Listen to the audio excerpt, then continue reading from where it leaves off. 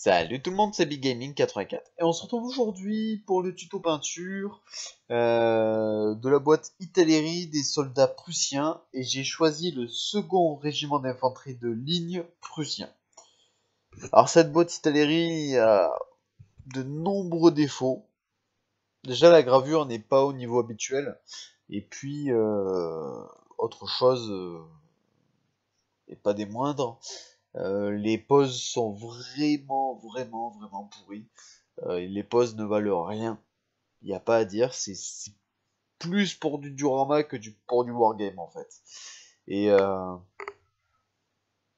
suis pas fan de ce qu'ils ont fait, honnêtement, sur cette boîte. Bref, on commence avec du blanc de chez PBO et on fait tout ce qui est lanière, sangle, etc. Fourreau de l'épée, épaulettes, tout ça. Parce que le second régiment d'infanterie de ligne, lui, était équipé de blanc un peu partout, tandis que le sixième régiment d'infanterie de ligne que j'ai peint également, lui, était plutôt de couleur rouge. Voilà, mis à part les sangles qui sont toujours blanches, peu importe le régiment.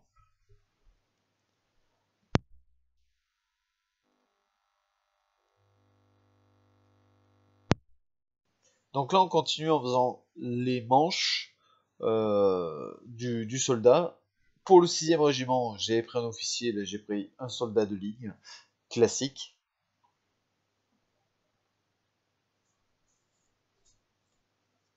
Ensuite, avec du rouge de chez PBO, enfin l'arrière de l'uniforme, qui lui était quand même rouge. Il s'agit de 4 petites pointes tout en bas de l'uniforme. Et avec le noir de chez PBO, on va pouvoir faire le chapeau et les chaussures.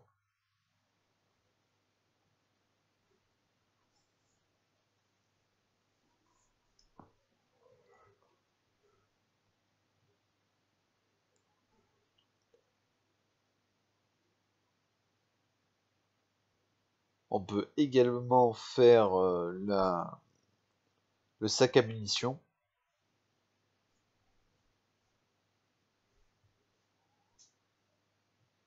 Prenez un noir plutôt glossy, plutôt brillant, parce que les cuirs étaient un peu, comment dire, c'était des cuirs vernis au niveau des bottes et des chapeaux souvent, et ça rend très bien, ça rend bien ce résultat.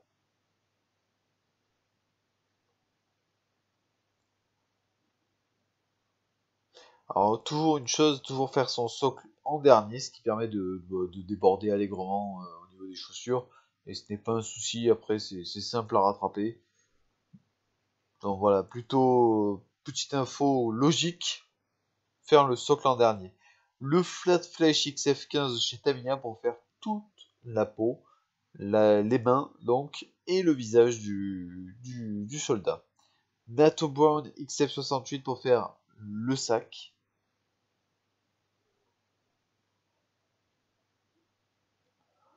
Ça a l'avantage d'avoir une couleur un peu différente.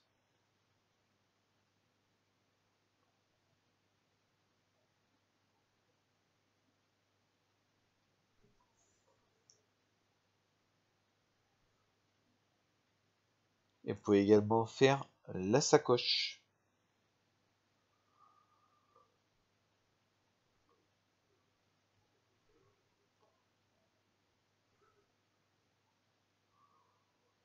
Une fois ceci fait, vous prenez le brun 29 de chez PBO et vous pouvez faire le fusil que vous viendrez compléter avec une autre couleur pour faire le canon du fusil. Et le mécanisme bien sûr pour amorcer.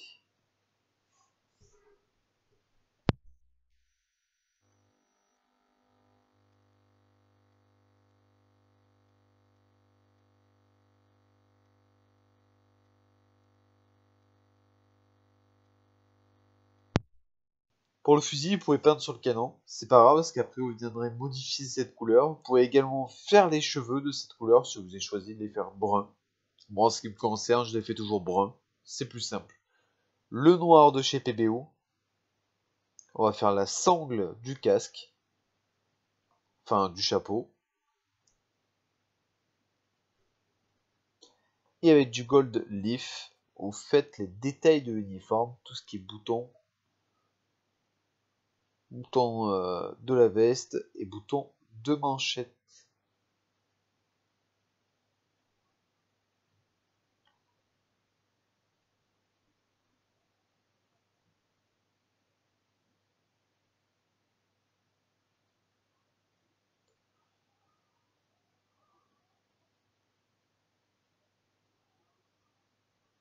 Ensuite du blanc de chez PBO. Vous pouvez faire les épaulettes ainsi que le blanc des yeux.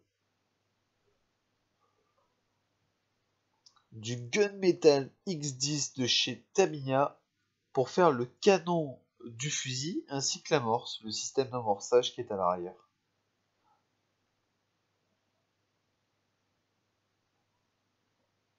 Et baïonnette s'il y a, le mieux étant de la faire en argent.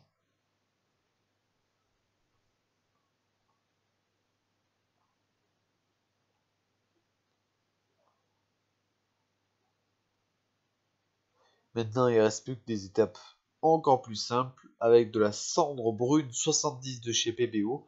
On va faire les espèces d'attaches du sac à dos à l'arrière.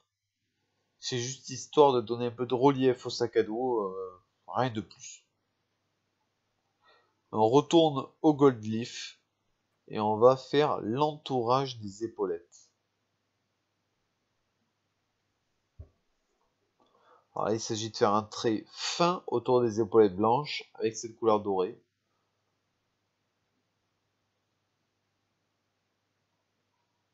Et du blanc de chez PBO pour faire le cercle présent sur le chapeau ou le casque du soldat. Et voilà le second régiment d'infanterie de ligne prussien terminé. C'est du boulot parce que j'ai fait les deux régiments en même temps et ça m'a demandé beaucoup d'heures de travail. Mais le résultat est là, c'est très sympa, très beau visuellement, ça suffit, c'est tout ce qu'il faut. Ne cherchez pas la complexité. Sur ce, je vous dis à la prochaine, laissez un petit commentaire, abonnez-vous pour plus de petits tutos peinture. À plus tout le monde.